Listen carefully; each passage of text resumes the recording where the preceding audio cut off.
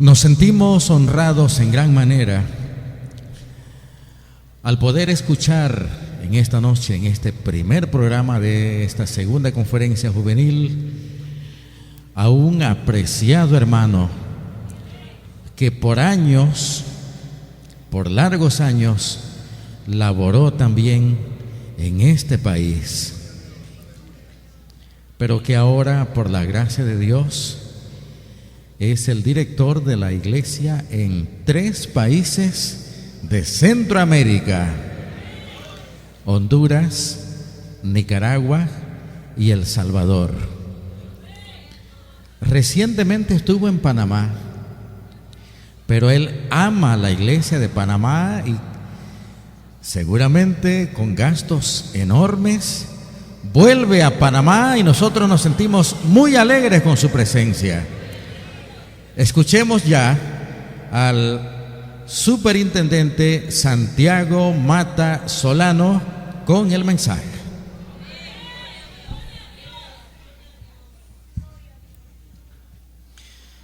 Dios le bendiga, hermanos, en esta noche. Glorifico el nombre de Dios y le doy gracias por la oportunidad que Dios me concede. Como siempre lo he dicho y lo seguiré repitiendo, porque Dios es bueno y su misericordia es para siempre. Por eso no me canso de darle gracias a Él y glorificarle por la oportunidad que Dios me concede. Tenía muchos motivos para estar con ustedes en esta segunda conferencia juvenil. Precisamente el martes que pasó, cumplí 25 años de vida misionera.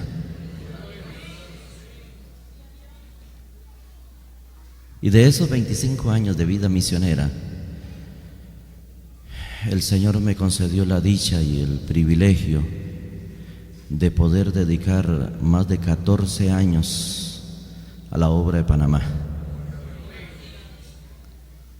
Y más de 14 años, pudiera decir, de juventud, porque en ese tiempo estábamos más jóvenes. Yo creo que con solamente eso ya es un motivo para poder estar con ustedes. De esos 14 años, el Señor me concedió trabajar con la juventud como director nacional de la juventud aquí en Panamá, 4 años. Es otro motivo, creo, para estar en un evento de la juventud panameña.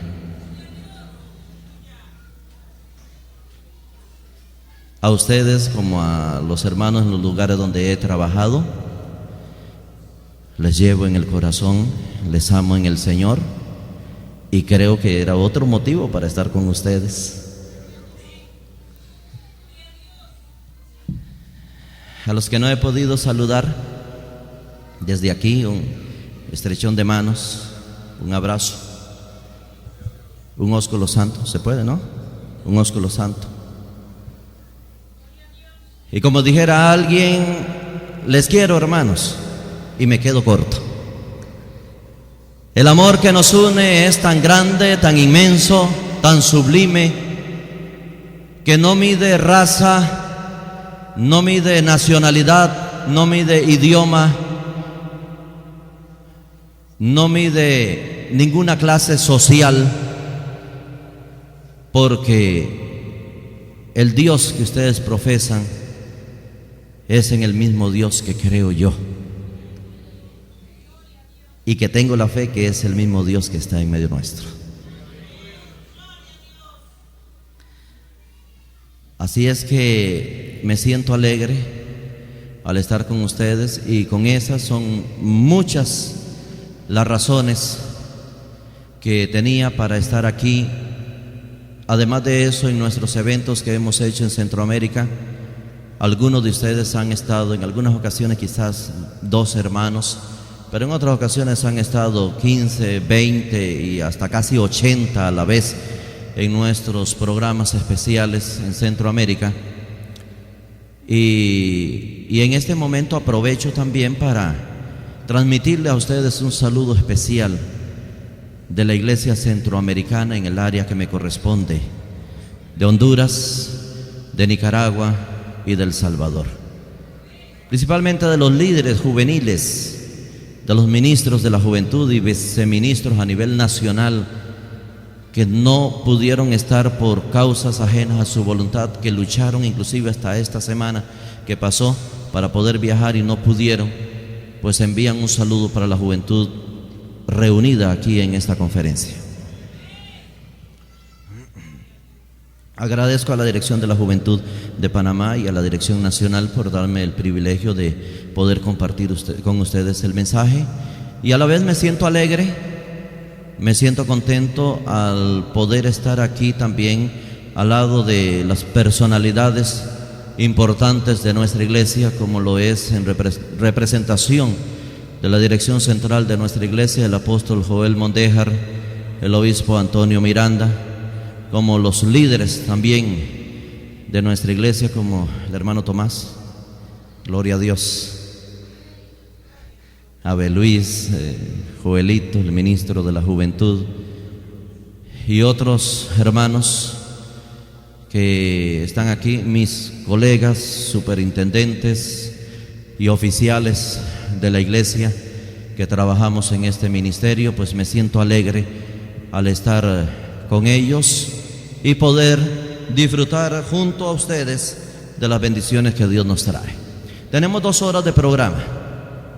Yo creo que con la emoción de la llegada del apóstol y de los hermanos de Estados Unidos y con lo que hemos participado y esos signos del coro y de todas estas cosas buenas, yo creo que ya pudiéramos quedarnos así y no habría necesidad, porque es que les recuerdo que los mensajes, y ustedes me conocen a mí como predicador, yo me cuesta traer esos mensajitos así de agua tibia y de pañitos allí para suavizar un poco. Casi siempre me gusta predicar un poco de reprensión, exhortación, y no quiero que nadie salga enojado, porque aunque no vengo para que me atiendan y para que pero como decía Moracén, aquí en la amarga un dulce, y si ustedes se enojan conmigo después no van a pasar muy contentos y yo no voy a pasar tan alegre. Hoy por la tarde ya me gozaba con una cantidad de hermanos allí que hacía mucho tiempo que no nos veíamos, y recordando, le llamaríamos los viejos tiempos. Me quedo admirado en ver una juventud tan hermosa, una juventud tan preciosa, diríamos una juventud tan rica, una juventud tan gloriosa, de esos niñitos que hace 15, 16, 18 años los vimos allí gateando y caminando apenas, y ahora le vemos convertidos en adolescentes y en jóvenes, muchachas y muchachos. ¿Cómo nos alegra saber de que todavía permanecen en la iglesia, que todavía están en los caminos del Señor? Es cierto que el diablo nos ha robado unos cuantos, se han ido, se los ha llevado, los tiene allá en el mundo, pero la mayoría pues los tenemos con nosotros, y yo creo que debemos de glorificar al Señor por eso. Y qué bueno ver también a esos jóvenes que estaban iniciando en su adolescencia o juventud cuando pudimos trabajar con ustedes, que todavía también permanecen en los caminos del Señor. Y los jóvenes mayores de esos tiempos, que ya tenemos unos cuantos años y pasamos ya a ser miembros honorarios, pero que están aquí en los caminos del Señor y participando de esta conferencia. Por ustedes también glorifico el nombre de Dios.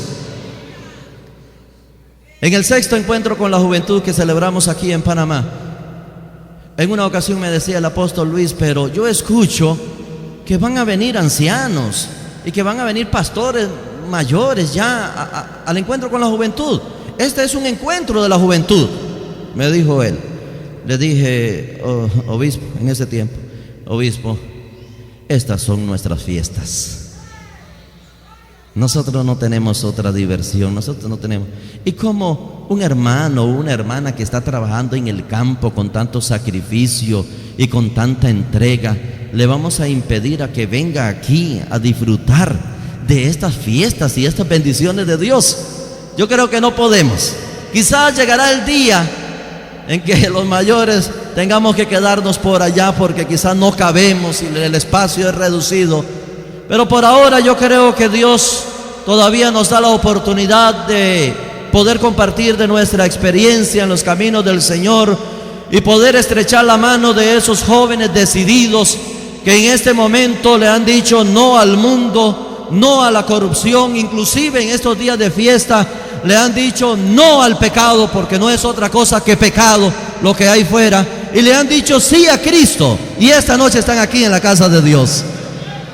A esos pastores que vinieron y que vinieron a velar por sus jóvenes, por su congregación y a tomar experiencias para seguir trabajando en sus lugares con estos jóvenes, gracias hermanos por estar aquí, que yo sé que su presencia y el tiempo y el gasto que usted haya hecho no ha sido en vano.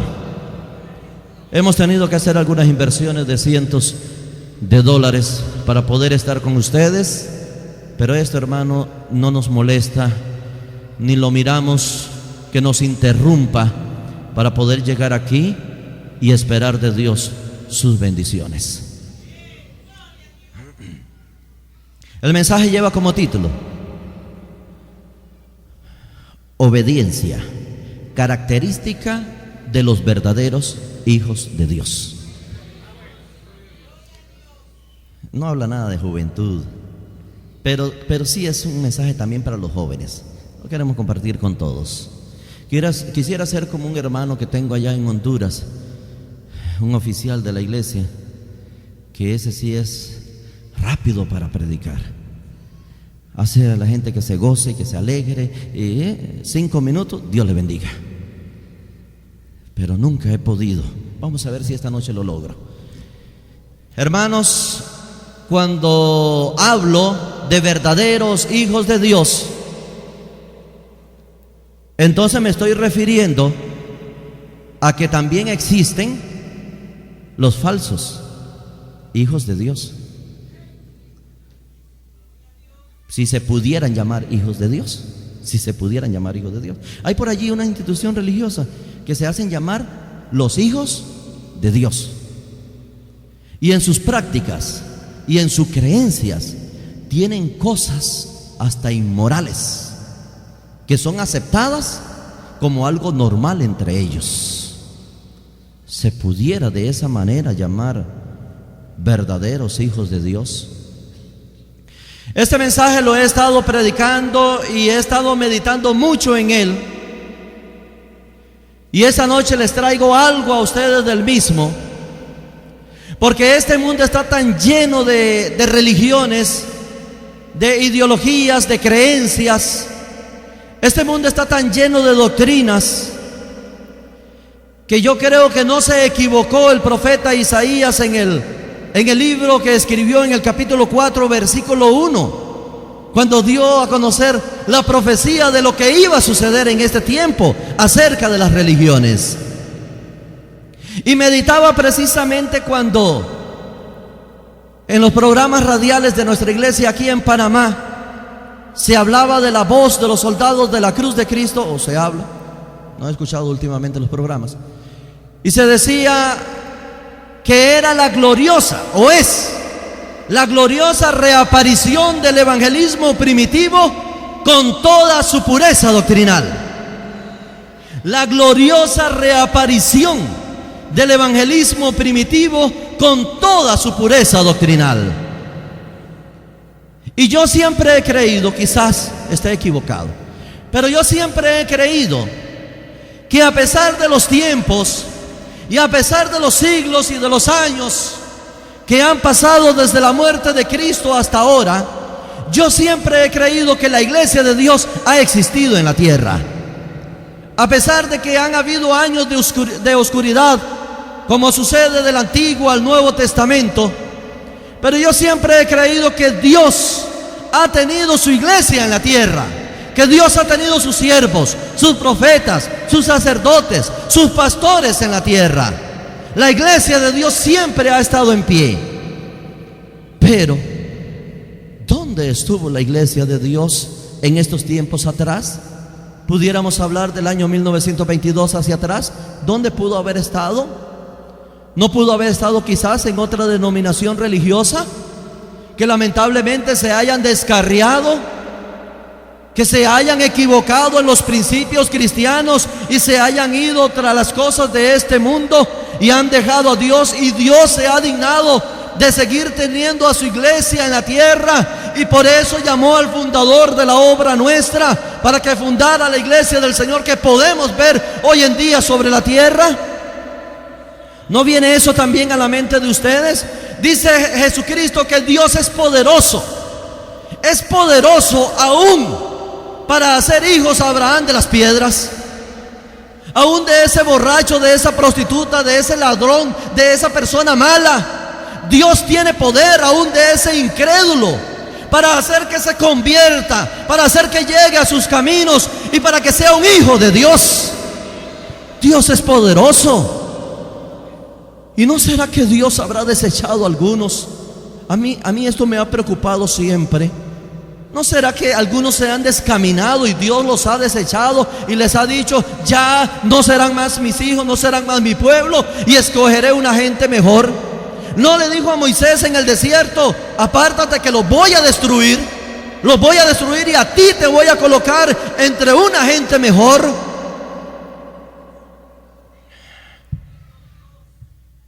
Hermanos, por eso el título del mensaje ha sido obediencia, característica de los verdaderos hijos de Dios.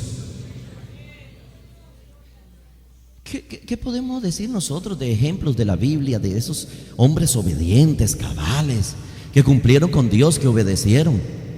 Podemos hablar de José. La historia ustedes la conocen. Mire, Job dice que en todo no blasfemó el nombre de Dios con todo lo que pasó. La historia la conocen ustedes. Los jóvenes hebreos, ¿la conocen ustedes esa historia? Daniel en el foso de los leones o en el horno de fuego. En el foso de los leones, Daniel allí. ¿Qué podemos decir de Nehemías? Cuando había corrupción, cuando el pueblo se había alejado, cuando el pueblo había dejado la obediencia, llegó él allí a poner orden. ¿Y de qué manera? Leemos el libro de Nehemías y nos damos cuenta de qué manera actúa el siervo de Dios, con qué celo por la obra de Dios. Imagínense que Dios le dijo a Abraham: sal de tu tierra y de tu parentela a tierra que yo te mostraré. ¿Y qué hizo Abraham? Nos dice el escritor del libro de los Hebreos: por fe Abraham salió sin saber dónde iba, confiando plenamente en Dios, que era poderoso para cumplir lo que le había prometido.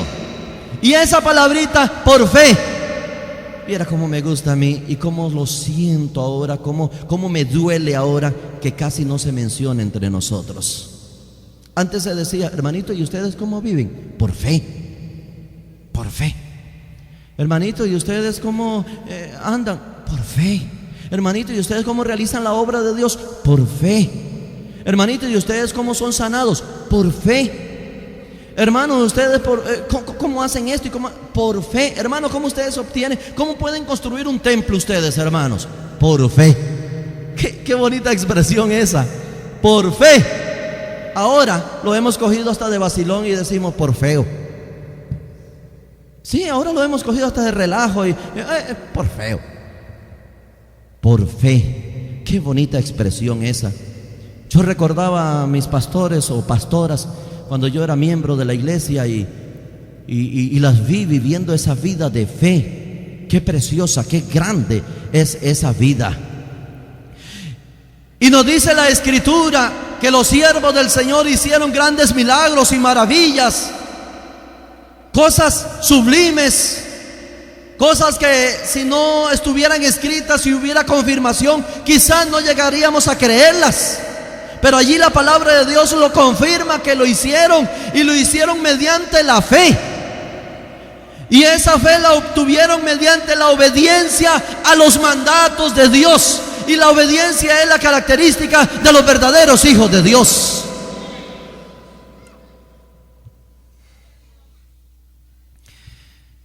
El rey de Siria tenía un general poderoso. Dice que era de grande estima. Y el escritor dice que Dios había dado grande salvamento a ese país, a esa nación, por mano de, ¿cómo se llamaba el general? De Naamán. Pero tenía un problema. Padecía un mal en su cuerpo. ¿Y qué mal? Él era leproso. Escucha, su esposa le dice que en Israel o en Samaria, según le había comentado una de sus criadas que había sido traída de allá, que allí había una persona que le podía sanar, que enviara donde el rey de Israel para que le sanara.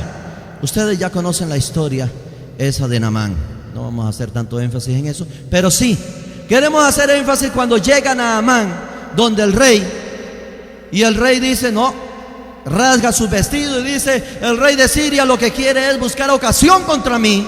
Esto me enoja porque lo que quiere es pelear contra mí, y mire cómo me viene a ofender de esta manera, que yo le sane a su general.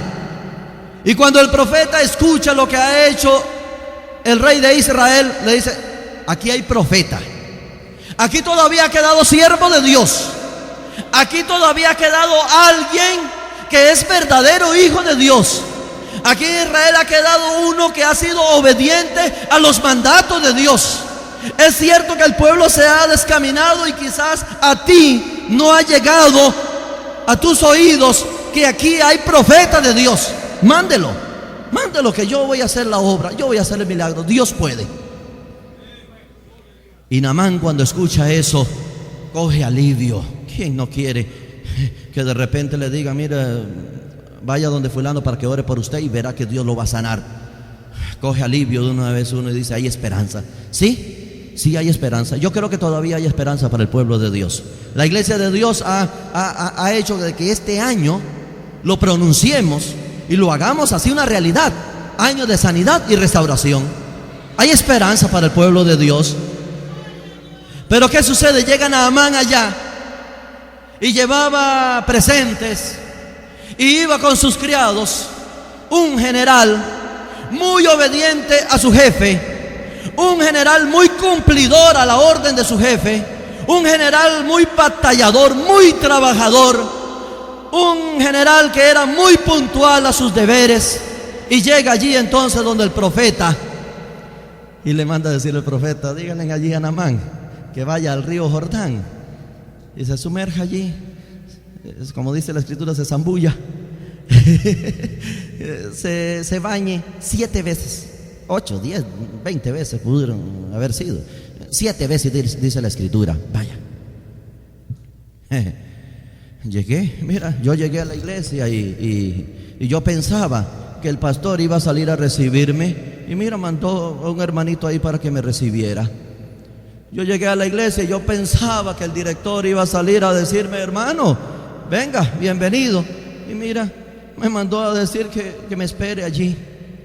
Yo llegué allí y yo pensé que él me iba a pasar a su casa, a su sala, que iba a poner las manos sobre mí y yo iba a recibir la sanidad divina. Pero mira ahora lo que me dice: en Damasco no hay mejores ríos que aquí. Sí lo hay. Entonces, ¿por qué? ¿Por qué me hace esto? Y se enojó. Dice la escritura que se enojó y ya iba a regresar sin sanidad, ya iba a regresar llevando la lepra, ya iba a regresar a su casa con sus problemas y con su situación difícil. ¿A cuántos de nosotros no nos ha pasado igual?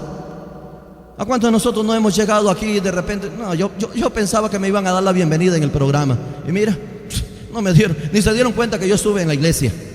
No, me voy enojado. Y le dijo entonces los criados: mi señor, pero si el profeta le hubiera pedido algo más grande, ¿tú no lo harías? ¿Qué cuesta ir entonces al Jordán? ¿Qué cuesta ir allí para ser bautizado? ¿Qué cuesta ir allí para que tus pecados sean perdonados? ¿Qué cuesta ir allí para que seas levantado en una nueva criatura, como lo dice la palabra del Señor? ¿Qué te cuesta? En otras palabras, lo que le quisieron decir es: ¿qué te cuesta ser obediente? Si la obediencia es característica de los hijos de Dios, de los verdaderos hijos de Dios. En esta noche de los presentes, ¿cuántos han conocido a Cristo? Levanten la mano. Levanten la mano. Mire, todos, qué bonito, qué precioso, qué hermoso que hayan recibido a Cristo en su corazón y que le hayan conocido. ¿Se saben el versículo de 1 de Juan 2:4? ¿No se lo saben? ¿Cómo dice? Entonces me equivoqué entonces.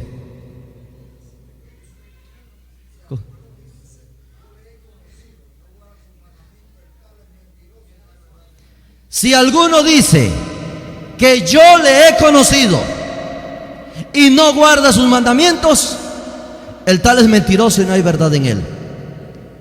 Y en esta noche todos ustedes levantaron la mano. Yo no los quiero juzgar, pero posiblemente, quizás hay alguno que dice que le ha conocido y no está guardando sus mandamientos. Hermano, lamentablemente la Escritura dice que eres mentiroso y que no hay verdad en ti. Y si eres un mentiroso, necesitas conocer la verdad. ¿Y cuál es la verdad? La palabra del Señor. Cristo oró al Padre y le dijo: santifícalos en tu verdad. Tu palabra es verdad. Necesitas al Señor. Necesitas al Señor. Estás mintiendo porque todavía Cristo no está en tu vida, porque no estás guardando la palabra del Señor y por lo tanto eres un desobediente. Eres un desobediente y necesitas la obediencia, porque esa es característica de los verdaderos hijos de Dios. Ya voy a concluir.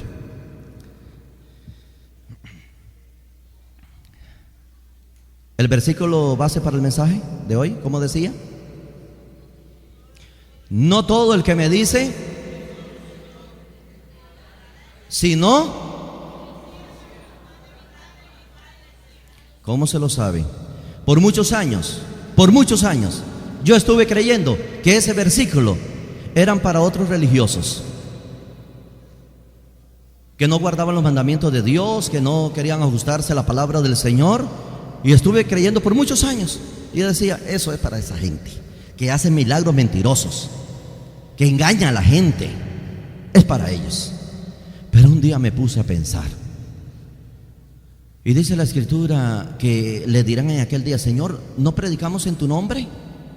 ¿En tu nombre hicimos milagros? ¿En tu nombre echamos fuera demonios? ¿En tu nombre hicimos esto y lo otro? ¿Y qué les dirá el Señor? Apartados de mí, obradores de maldad, nunca os conocí. Pero estuvieron allí, estuvieron aquí en la iglesia, estuvimos aquí alabando al Señor con toda libertad. Y el Señor les dirá: nunca os conocí. ¿Por qué? Porque lo dice su palabra: este pueblo de labios me honra, mas su corazón lejos está de mí. Que no permita el Señor que tu corazón esté lejos de Él esta noche. No, que esté cerca de Dios, que el corazón tuyo esté con Dios, que sea lleno del poder de Dios, que sea lleno del Espíritu Santo de Dios, que Dios haga resplandecer en ti la luz verdadera de Él. Y entonces cuando me puse a meditar y dije: ay, esto nos puede tocar a nosotros, porque escuchaba la expresión que en aquel día pueden haber sorpresas y sorprendidos. Y le dije: Señor, yo no quiero ni sorpresas, ni quiero ser sorprendido. Yo quiero estar seguro de la salvación. Yo quiero tener seguridad de la salvación, porque yo he encontrado la salvación en Cristo. Pero para mantener la salvación, ¿qué debo hacer? Tengo que ser obediente, hermanos, porque esa es la característica de los verdaderos hijos de Dios. No me queda otra. Tengo que ser obediente, porque no quiero en aquel día que el Señor me diga: porque tuve hambre y no me diste de comer, tuve sed y no me diste de beber, fui huésped, no me recogiste, desnudo y no me cubriste, estuve en la cárcel y no me visitaste, estuve allí enfermo, estuve hambriento, estuve y no me miraste. ¿Cuántas veces nos hemos portado indiferente nosotros con el que está a nuestro lado? Sí, Sí, le decía yo a los hermanos en Honduras en estos días, el día que yo llego la noche y ya me voy a acostar y comienzo a hacer un recuento de lo que he hecho en el día, y cuando no he hecho una obra de caridad me siento mal, me siento incómodo, ya sea que haya dado un bocado de comida, ya sea que haya dado una ayuda económica, ya sea que le haya dicho a una persona, Cristo te ama, aunque sea, para decirle. Pero cuando no lo he hecho me siento mal conmigo mismo, porque creo que Dios me ha llamado aquí a sus caminos con un propósito. Yo lo creo así, hermanos. Estaba caminando por las aceras de Miami, y esto lo he dicho en otros mensajes, cuando iba una hermanita ya para el culto, un poco jorobadita, casi no se podía enderezar mucho, pero ya iba temprano para el culto, y ella ve que viene un hombre de frente por la misma acera, y entonces cuando paso a la par de ella, así agachadita, me dice, conviértete a Cristo. Y dije, ¿y qué le pasa a la abuela? Si yo era el pastor de ella. Yo era el pastor de ella. Y dije, ¿qué le pasa? Pero me fui pensando en eso.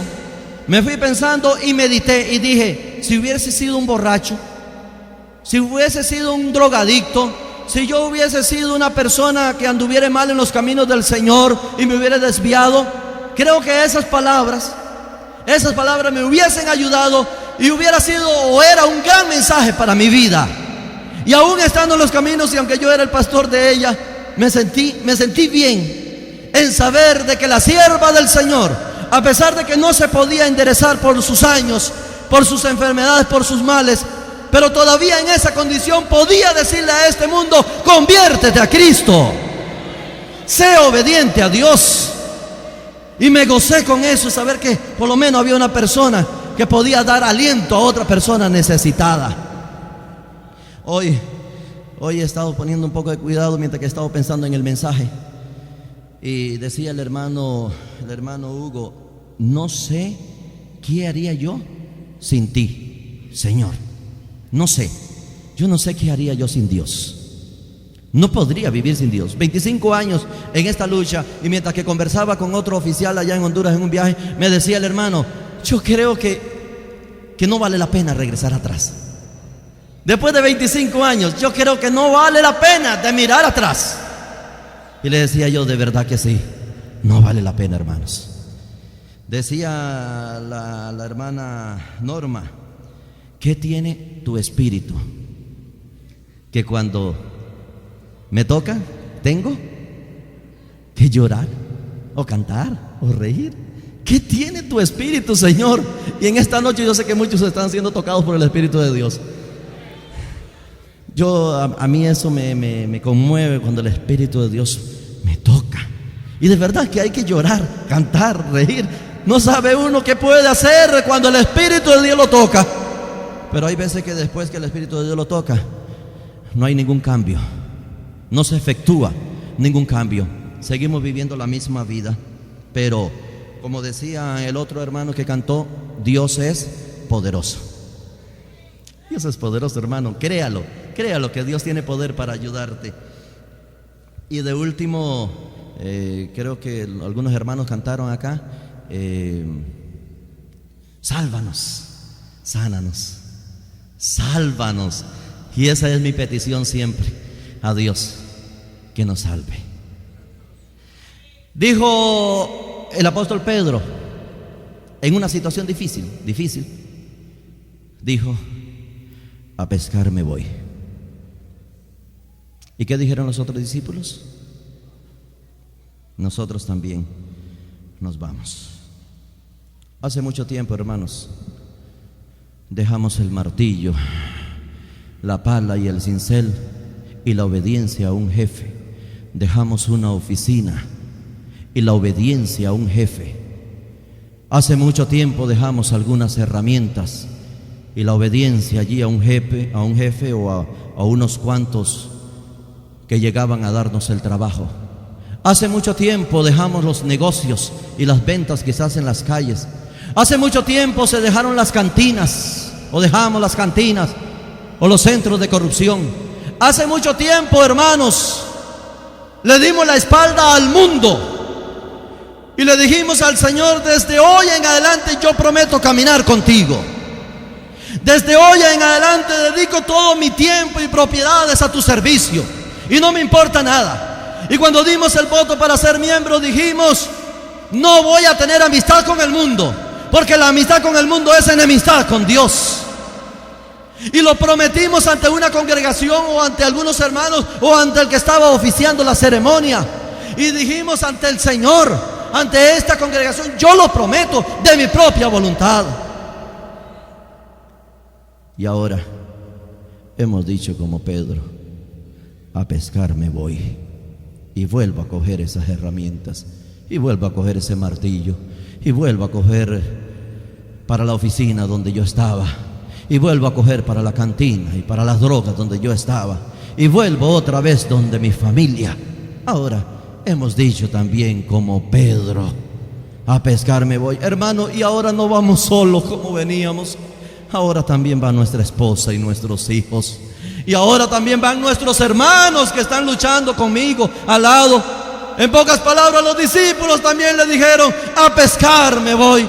¿Y fue esa la obediencia a la que el Señor los llamó? No les dijo el Señor: por tanto, id. Ahora yo les doy potestad. Ahora yo les doy la fuerza. Ahora yo les doy el poder. Ahora tienen ya la unción del Santo. Ahora sí están capacitados. Por lo tanto, vayan y prediquen y enseñen y conviertan a todas las personas y tráiganlos al camino del Señor. Ay, hermano, y ahora dijimos como Pedro: a pescar me voy.